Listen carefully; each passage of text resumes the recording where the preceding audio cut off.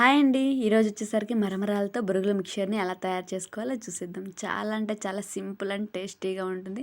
ఇంట్లోనే దొరికే ఇంగ్రీడియెంట్స్‌తోనే చేసుకోవచ్చు. ఎలానో చూసేద్దామండి. ముందుగా ఒక బౌల్‌లోకి ఈ కప్పుతో 3 కప్పుల మరమరాలనైతే తీసుకుంటున్నాను. ఎందుకంటే ఇవి చాలా క్రిస్పీగా ఉన్నాయి కాబట్టి వేయించుకోవాల్సిన అవసరం లేదు. మరోవైపు డీప్ ఫ్రైకి సరిపడా ఆయిల్‌ని కూడా పెట్టుకొని ఇలా పల్లీలను అదేవిధంగా పుట్నాల పప్పును కూడా మంచిగా ఫ్రై చేసుకోవాలి. ఇలా చేసుకోవడం వల్ల చాలా అంటే చాలా క్రిస్పీగా అవుతాయి. లో టు మీడియం ఫ్లేమ్‌లోనే చేసుకోవాలి. వీటన్నింటిని బొరుగుల్లో వేసుకోవాలి. అదేవిధంగా 4 ఎండుమిర్చిని కూడా మంచిగా ఫ్రై చేసి వేసుకోవాలి. అదే విధముగా వెల్లుల్లిని కూడా ఇలాగా స్మాష్ చేసుకొని దోరగా వేయించుకోవాలి. కొన్ని గుప్పెడు కరివేపాకును కూడా చిటపటలాడేంత వరకు ఉంచుకొని మంచిగా ఫ్రై చేసుకొని వేసుకోవాలి. కొన్ని జీడిపప్పు పలుకుల్ని కూడా ఇలాగా మంచిగా ఫ్రై చేసి ఇలా వేసుకోవడం వల్ల మధ్య మధ్యలో జీడిపప్పు పలుకులు తగులుతూ చాలా అంటే చాలా బాగుంటాయి. సో కొంచెం కారం, పసుపు, ఉప్పును కూడా యాడ్ చేసి మంచిగా కలుపుకోవాలి.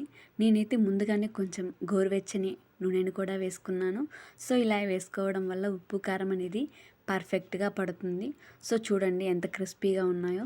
ఇవైతే 10-15 డేస్ వరకు అయితే మంచిగా నిల్వ ఉంటాయి. చిన్నపిల్లలు ఈవినింగ్ టైం కానీ, పెద్దవాళ్ళు కానీ చాలా ఎంజాయ్ చేస్తూ తింటారు. సో ఇలాంటి మంచి మంచి సింపుల్ రెసిపీస్ కోసం మన ఛానల్‌ని తప్పకుండా లైక్ చేయండి, షేర్ చేయండి, సబ్స్క్రైబ్ చేసుకోండి.